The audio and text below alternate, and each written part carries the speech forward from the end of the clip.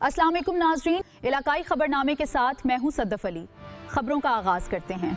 जेहलम कब्रिस्तान के रास्ते का तनाज़ा 5 देहात के मुत्तफ़िका फैसले पर अमल दरामद का मुतालबा। सायरा मुनीर, ब्यूरो चीफ सरेआम। जिला जेहलम के नवाही मौज़ा ढोक रजू में कब्रिस्तान के रास्ते से मुताल्लिक एक अहम अवामी इजलास मुनाकिद हुआ, जिसकी मेज़बानी चौधरी खान ने की। तिलावत कलाम पाक से शुरू होने वाले इस इजलास में चौधरी खान ग्रुप और अहलियान इलाका की बड़ी तादाद ने शिरकत की।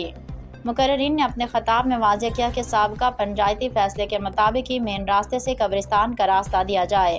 उन्होंने जोर देकर कहा कि 5 देहात की पंचायत के इस तयशुदा फैसले के बरक्स कोई भी कदम काबिल कबूल नहीं होगा। इजलास के दौरान मास्टर मोहम्मद शब्बीर ने आला ज़र्फ़ी का मुज़ाहरा करते हुए ऐलान किया कि अगर रास्ते में किसी की भी ज़मीन आती है तो वो गाँव के लिए वक्फ कर दे, मैं उसे अपने पास से बराबर ज़मीन दूँगा।